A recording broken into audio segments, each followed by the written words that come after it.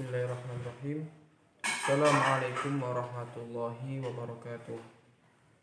Alhamdulillah, salatu wassalamu ala rasulillah Sayyidina Muhammad ibn Abdullah wa ala alihi wa sahbihi wa malah maba'ad. Perkenalkan, nama saya Muhammad Rosihan Anwar dengan NIM 210104110007 dari Prodi Pendidikan Bahasa Arab Fakultas Ilmu Tarbiyah dan Keguruan UIN Maulana Malik Ibrahim Malang. Dan di video kali ini saya ditugaskan untuk membuat video resume dari PBAK Universitas UIN Malang, yakni berupa resume materi 2 materi kemarin dan 4 materi hari ini. Langsung saja, yang materi pertama ini dijelaskan oleh yang saya catat ini dari Profesor Dr. Umi Sumbullah MAG. Beliau menjelaskan tentang integrasi antara integrasi keilmuan dan integrasi kelembagaan yang ada di UIN Malang. Apa saja itu integrasinya? Yang pertama adalah Ma'had Al-Jami'ah. Nah, Ma'had Al-Jami'ah ini adalah kalau di dalam istilah umumnya adalah pondok pesantren kampus gitu. Dan ini adalah salah satu kegiatan wajib yang ada di UIN Malang, yakni khusus untuk maba, mahasiswa baru. Dan masa lamanya mengikuti Ma'had Al-Jami'ah ini adalah 1 tahun. Yang kedua adalah pusat pengembangan bahasa. Jadi di UIN Malang ini ada pengembangan bahasa, yakni yang utama dari pengembangan bahasa Arab sama pengembangan bahasa Inggris.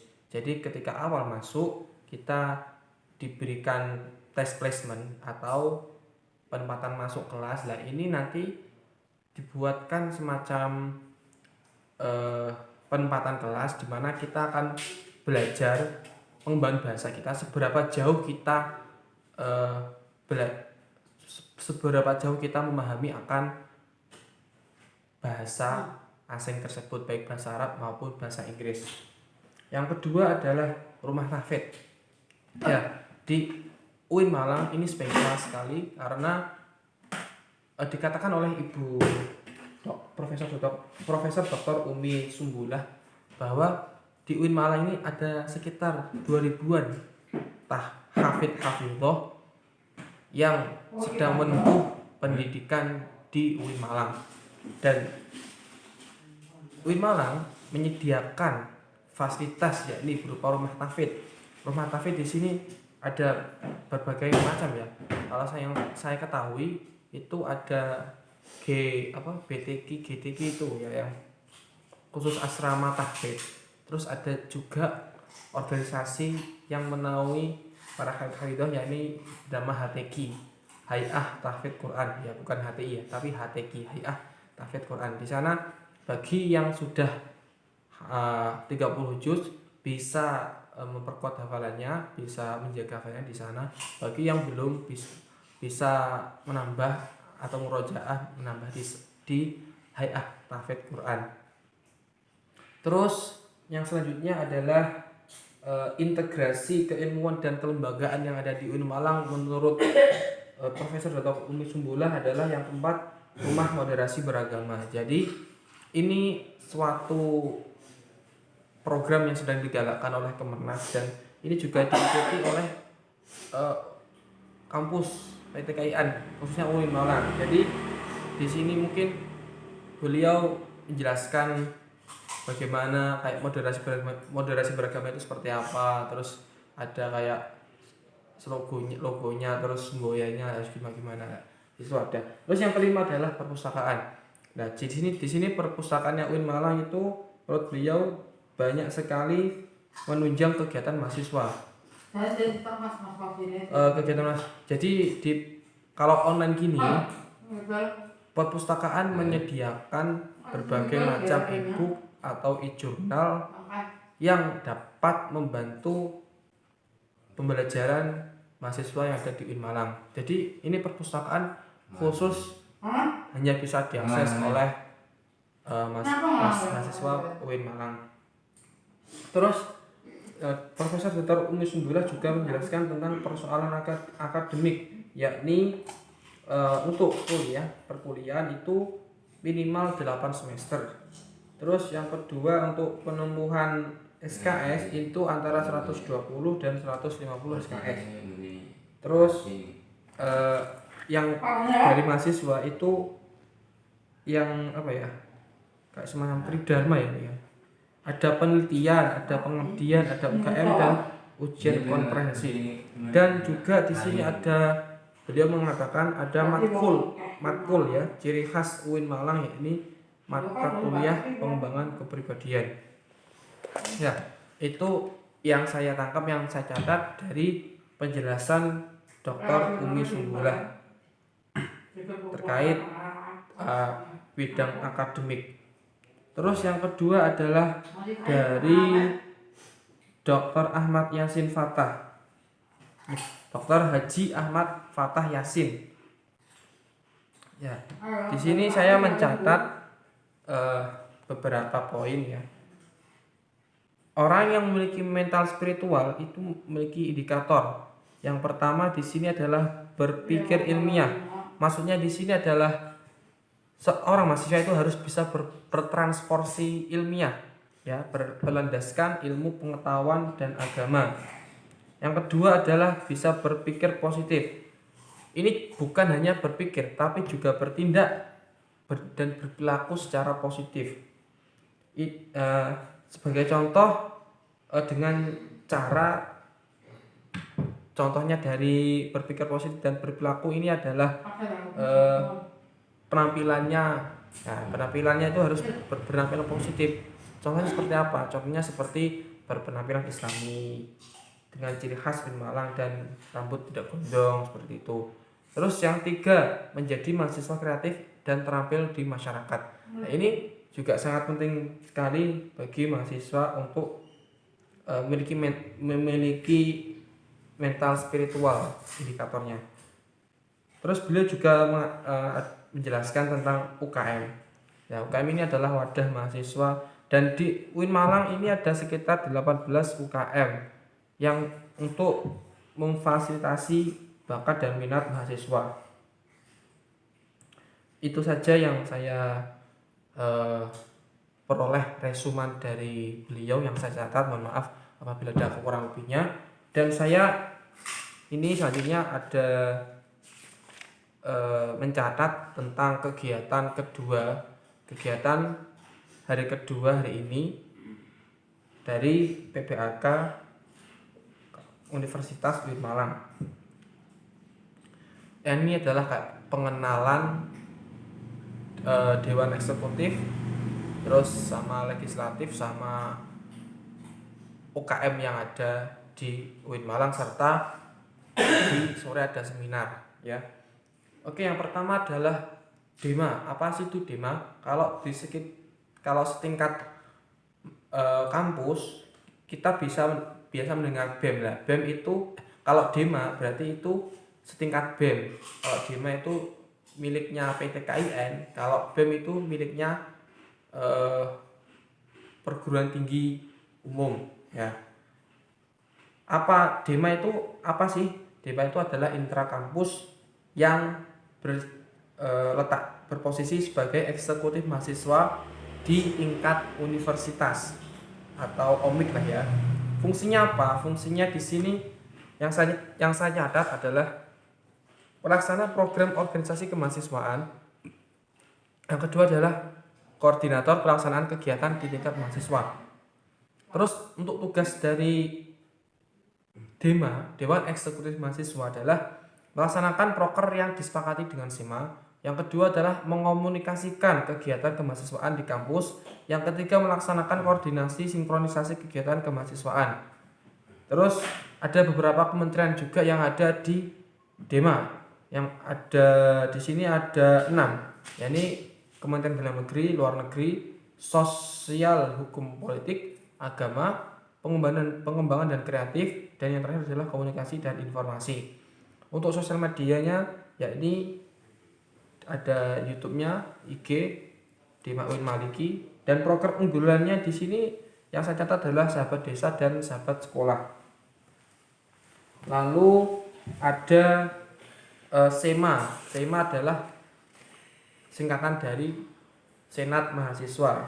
Nah, di sini apa tuh SEMA? SEMA itu adalah lembaga legislatif. Kalau Dema eksekutif, kalau SEMA itu legislatif yang mengkoordinasi Dema, UKM dan HMJ. Apa saja fungsi dari SEMA? Ya, ini pertama adalah fungsi advokasi. Ya, fungsi advokasi ini dijelaskan tadi berupa kayak kita, ya, SEMA itu memfasilitasi bagi para seluruh mahasiswa untuk seperti kayak pengajuan banding UKT, terus yang bersifat hukum, ya, advokasi atau hukum.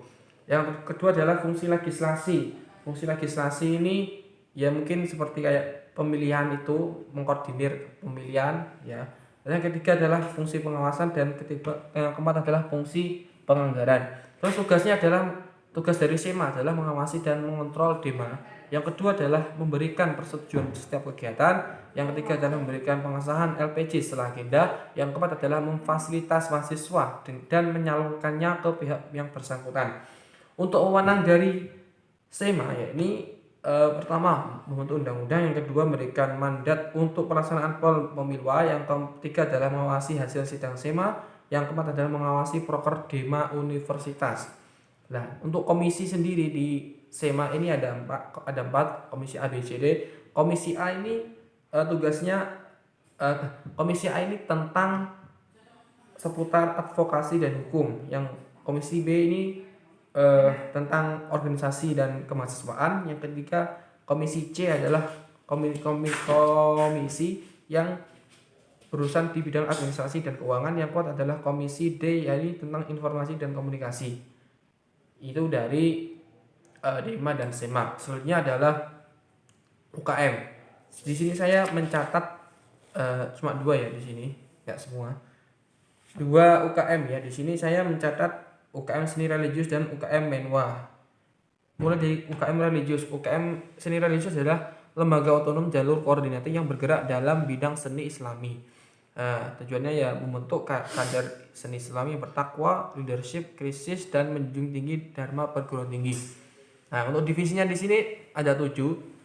Ya mungkin saya kenapa pilih divisi Islami, mungkin itu agak cocok dengan mungkin minat bakat saya, tapi nggak tahu saya masuk ke religi atau bukan, belum tahu ya. Ini ada 7 ya divisi gambus, divisi solawat ini solawat al-banjari dan kontemporer katanya. Yang ketiga adalah nasyid, 4 ada qasidah, 5 MC, 6 qiraah, dan 7 kaligrafi. Yang selanjutnya adalah UKM Menwa atau resimen mahasiswa. Kalau ini UKM semi militer ya, kalau mungkin ini kayak tentara gitu ya. Sejarahnya Bu, cepetan Bu. Kak nih Bu. UKM Menwa resimen mahasiswa sejarahnya dibentuk oleh A.H. Nasution pada tahun 1959 di Kodam Siliwangi, Jawa Barat. Ya. Terus pancadharmanya dari UKM Menwa adalah janji resimen mahasiswa. Warna ungu itu melambangkan warna mulia, berpengetahuan, dan terpelajar. Asasnya adalah Pancasila. Resimen mahasiswa yang ada di UIN Malang ini bernama Satuan 811 Wiracakti Yuda. Untuk pelatihannya di sini ada yang berjenjang dan khusus. Ya, ada latsar dan sebagainya. Terus UKM sudah. Sini saya akan menjelaskan tentang seminar tadi ya. Seminar kebangsaan yang diisi ada 2 tadi. Ya, ada 2 pembicaranya. Ya, ini yang pertama dari Bapak Hasanuddin Wahid. Beliau adalah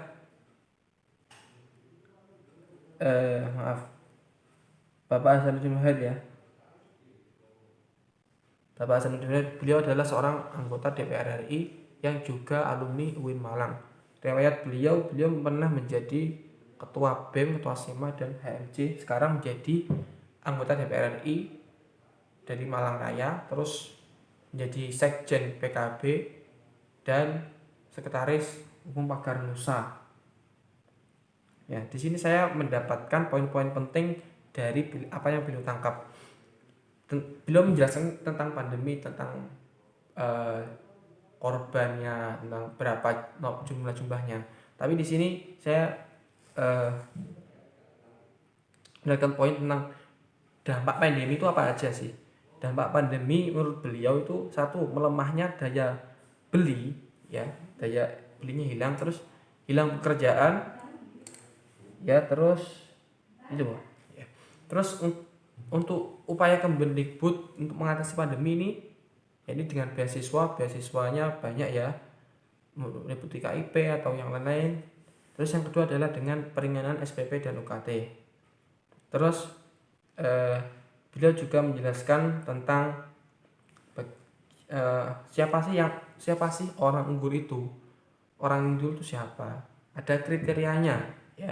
Yang pertama adalah orang yang berakhlak, ya. Jadi orang sepintar apapun orang, sehebat apapun orang, tapi kalau tidak mempunyai akhlak yang baik, maka harimau akhlak, ya, tidak bisa jadi orang yang unggul, malah merugikan, malah bukan jadi orang yang beruntung dan unggul, tapi malah jadi orang yang rugi ketika kita tidak memiliki akhlak yang baik. Yang kedua adalah mencintai ilmu pengetahuan. Jadi kita sebagai mahasiswa itu bagaimana bisa menjadi orang yang unggul? Ya harus cinta ilmu pengetahuan. Jadi ada ilmu baru apa itu kita dalami, kita ada buku kita baca, kita dalami, seperti itu. Yang ketiga adalah harus memiliki kecerdasan digital. Apa sih kecerdasan digital? Dulu itu kita mengenal dengan IQ, EQ dan SQ, ya. IQ itu jika kalau seorang itu IQ-nya tinggi, jika orang yang IQ-nya tidak tinggi berarti itu orang yang bodoh. Tapi di sini ada EQ dan SQ. Nah, terbaru di sini ada kecerdasan digital. Apa sih kecerdasan digital itu? Kecerdasan digital menurut beliau adalah bagaimana kita bisa mengelola digitalisasi yang ada di kita itu bisa membawa dampak positif bagi kita. Contoh seperti informasi kayak berita-berita yang bertebaran, kita harus bisa mensaring sebelum men-sharing, ya. Harus pintar-pintar memilih. Dan juga kecerdasan digital ini harus gimana ya? Kita harus pandai teknologi, karena ada pepatah dari beliau, ya. Kalau ingin menguasai dunia, kamu harus paham teknologi. Jika kamu tidak memahami teknologi, maka kamu akan diperbudak oleh dunia. Itu jadi pentingnya kita harus melek teknologi, harus memiliki kecerdasan digital, ya. Soalnya dari tahun ke tahun itu teknologi semakin hari semakin tinggi. Jika kita tidak mengikutinya dengan prinsip-prinsip dasar Islami, nilai-nilai karakter unggul, ya, maka kita akan ketinggalan dan kita akan diperbudak, ya. Yang terakhir adalah kesalahan sosial. Jadi selain kita saleh beribadah, tapi jangan lupa kesalahan sosial, ini dengan kita, misalnya contoh, ya, kita berpuasa tapi tidak zakat. Nah, itu namanya tidak salah sosial. Jadi kalau kita salah sosial itu gak semisal kita puasa kita juga zakat, seperti itu. Peduli tentang sosial sekitar masyarakat, lingkungan sekitar, harus peduli bagaimana peka terhadap masyarakat. Kita harus bersosialisasi, gitu, seperti itu. Terus gitu aja. Yang terpenting dari beliau adalah kita sebagai mahasiswa harus bisa berkolaborasi. Bagaimanapun itu kolaborasinya. Ya, mungkin cukup sekian dari apa yang saya sampaikan, resume tadi kali ini. Walaupun resumenya sangat berantakan, amburadul, ya mohon maaf dimaklumi, karena ini juga saya apa adanya ini, dan penjelasan saya tidak bisa dimengerti oleh panjenengan, mohon maaf yang sebesar-besarnya. Apabila ada kurang lebihnya mohon maaf. Ihdinas siratal mustaqim wallahu muwaffiq ila aqwamit thoriq. Wassalamualaikum warahmatullahi wabarakatuh. Salam mahasiswa.